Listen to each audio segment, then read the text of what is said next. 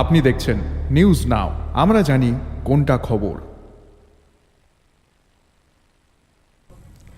রামকৃষ্ণ বিবেকানন্দ বিদ্যা মন্দিরের ইংরেজি বর্ষের 2022 থেকে 23 এবং 2023 থেকে 24 সালের বার্ষিক পুরস্কার বিতরণী অনুষ্ঠানে উপস্থিত ছিলেন মেয়র দীপক মজুমদার এবং এছাড়াও উপস্থিত ছিলেন বিজেপির রাজীব ভট্টাচার্য। এছাড়াও উপস্থিত ছিলেন স্থানীয় কাউন্সিলর মণিমুক্তা ভট্টাচার্য, সমাজসেবক চন্দ্রশেখর দেব সহ বিদ্যালয়ের ছাত্রছাত্রী এবং শিক্ষক শিক্ষিকারা। রামকৃষ্ণ বিবেকানন্দ বিদ্যা মন্দিরে আজকে একটি বার্ষিক পুরস্কার বিতরণী অনুষ্ঠান হয়।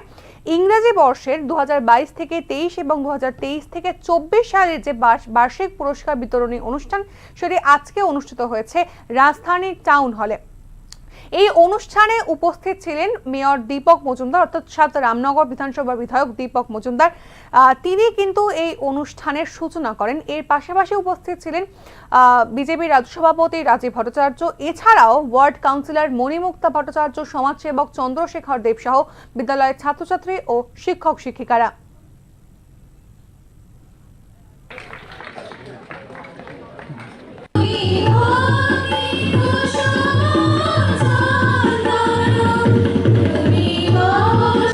পুষ্পার্ঘ্য অর্পণ করবেন আমাদের আজকের অনুষ্ঠানে।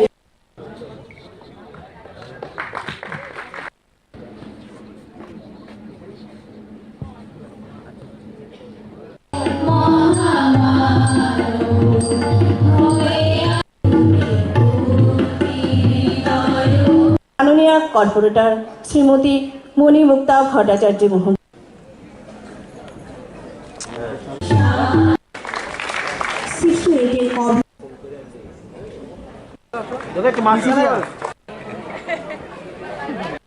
অনুষ্ঠানের শুভ সূচনা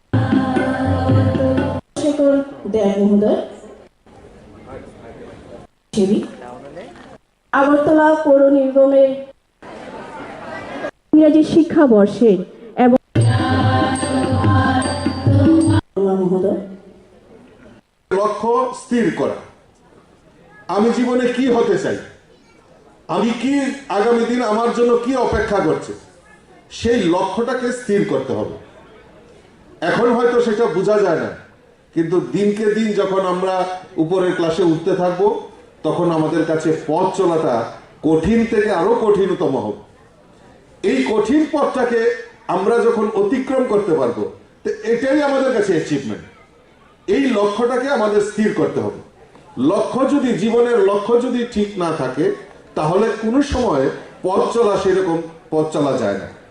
দেখবে, আমি ছাত্রছাত্রীদের উদ্দেশ্যে বলছি যে যখন একটা শিশু জন্মগ্রহণ করে তখন দেখবে সে হাঁটতে পারে না, চেষ্টা করে উঠে দাঁড়ানোর চেষ্টা করে, একটু হাঁটার চেষ্টা করে, তারপর অনেক ব্যথা পায়, পড়ে যায়, কিন্তু তার লক্ষ্য কি? এই জীবন যুদ্ধে সংগ্রাম করে আমাকে বেঁচে থাকতে হবে, আমাকে দাঁড়াতে হবে, আমাকে দৌড়াতে হবে, আমাকে বড় হতে হবে। রামকৃষ্ণ বিবেকানন্দ বিদ্যা মন্দির এই রাজ্যের শহরের একটা ঐতিহ্যবাহী বিদ্যা মন্দির আমি বলবো, বা শিক্ষা প্রতিষ্ঠান। আদর্শ নিয়ে বিদ্যা মন্দির তখনকার সময় যারা তৈরি করেছিলেন বা বর্তমানে যারা এটা চালিয়ে যাচ্ছেন তাদের যে চিন্তা ভাবনার সঙ্গে কিন্তু এটা অনেকটাই এগিয়ে যাবে। তো আমি বলতে আপত্তি নেই যে আমাদের 2000 সরকার গঠিত হওয়ার পর এই রাজ্যে জাতীয় শিক্ষানীতির পাশাপাশি আমাদের রাজ্যের শিক্ষানীতি অনেকটা পরিবর্তন হয়েছে, পরিকাঠামো দিক থেকে হোক বা গুণগত দিক থেকে হোক। এখন কিন্তু সমস্ত দিক থেকে যারা শিক্ষা গ্রহণ করেন এবং শিক্ষা দান করেন, আগে যারা আমরা স্টুডেন্ট ছিলাম, আমরা যেভাবে বিদ্যালয়ে বা কলেজে পড়াশোনা করেছি, বা যারা আমাদের তৎকালীন শিক্ষক বা শিক্ষিকারা ছিলেন, শিক্ষার গুরুরা ছিলেন, তারা যেভাবে শিক্ষাদান করতেন, যতটা পরিশ্রম বা কষ্টের ছিল বা কিছুটা আমি বলবো পরিকাঠামোর মতো দুর্বলতা ছিল, সেটা কিন্তু আজকে এই জায়গায় কিন্তু নেই। এখন কিন্তু বিদ্যালয়গুলি বা মহাবিদ্যালয় বিশ্ববিদ্যালয় কিন্তু একটা নতুন শিক্ষানীতিতে, নতুন জায়গায়, নতুন পরিকাঠামোতে কিন্তু এখন চলছে। এখন সমস্ত সিস্টেমটাই আধুনিক হয়ে গেছে, সমস্ত ডিজিটাল সিস্টেমে ক্লাস, স্মার্ট ক্লাস, সমস্ত যেগুলি আমরা আগে পাইনি, যারা স্টুডেন্ট ছিলাম বা যারা শিক্ষক ছিল তারা কিন্তু সুযোগগুলি পাননি। এখন শিক্ষাদান এবং শিক্ষা গ্রহণের ক্ষেত্রে অনেকটা সুযোগ এসছে আধুনিকভাবে, আধুনিক পদ্ধতিতে, এবং জাতীয় শিক্ষানীতি আমাদের রাজ্যের শিক্ষার পরিকাঠামো পরিবর্তনের ফলে কিন্তু অনেকটা সহজ হয়ে যাচ্ছে। তারপর আমি বলবো যে প্রায় বিদ্যালয়ে অনেক কিছু আরও প্রয়োজন, সময়ের সঙ্গে সঙ্গে অনেক কিছু পরিবর্তন অত্যন্ত প্রয়োজন, বা শিক্ষার ক্ষেত্রেও আমাদের রাজ্য সরকার কিন্তু বহু ক্ষেত্রে শিক্ষা ক্ষেত্রে অনেকটা এগিয়ে গেছেন এবং বলবো যেটা বললাম যে গুণগত মান পরিবর্তন শিক্ষা ক্ষেত্রে এবং টিচার নিয়োগের ক্ষেত্রেও দেখবেন আমরা আগে যখন পড়াশোনা করেছি তখন একরকম, আর এখন যখন পড়াশোনা যারা করেন বা করান তাদের মধ্যে একটা মূলগত পরিবর্তন লক্ষ্য করা যায়। এটা শিক্ষানীতির ফলে হোক বা সরকারি দৃষ্টিভঙ্গির ফলে হোক। তো আমি বলবো যে রামকৃষ্ণ অনুষ্ঠানের শুভ সূচনা।